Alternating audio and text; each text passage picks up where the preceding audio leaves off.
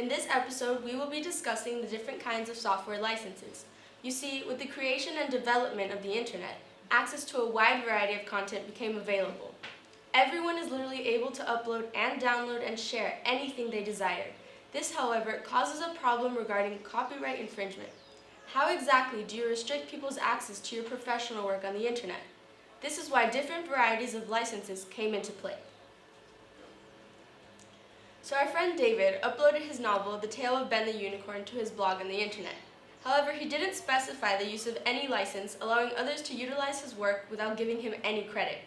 If David was to apply a concurrent license, or also known as a multi-user license, then he would be able to allow a fixed number of users to download or use his novel. For example, if he restricts access to only 5 users, then the 6th user will be prohibited. But when any of the first 5 users withdraw themselves from his blog, the next person is granted access. If he were to apply a freeware license, he would be granting anyone the access to view his novel, but would remain the only person able to modify and distribute it.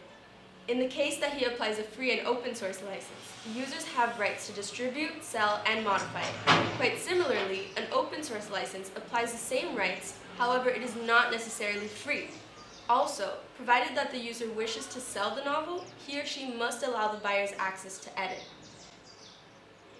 With a proprietary license, the same rights of a freeware license apply, but the content is not free of charge.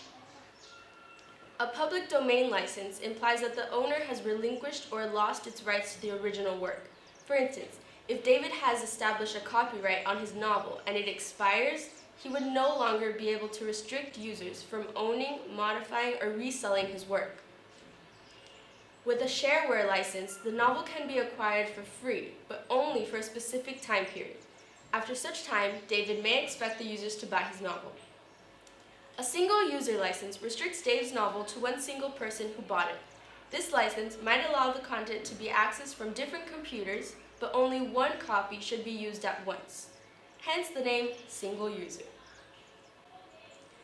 In the case that he applies a site license or volume surface license, and a class of students purchases his novel, then each student would have access to it in any given time. It is important, however, that the user is part of the classroom. If not, the user would be infringing the license agreement. And that's everything there is to know about licensing. Keeping what we have just mentioned in mind, stay safe, kids.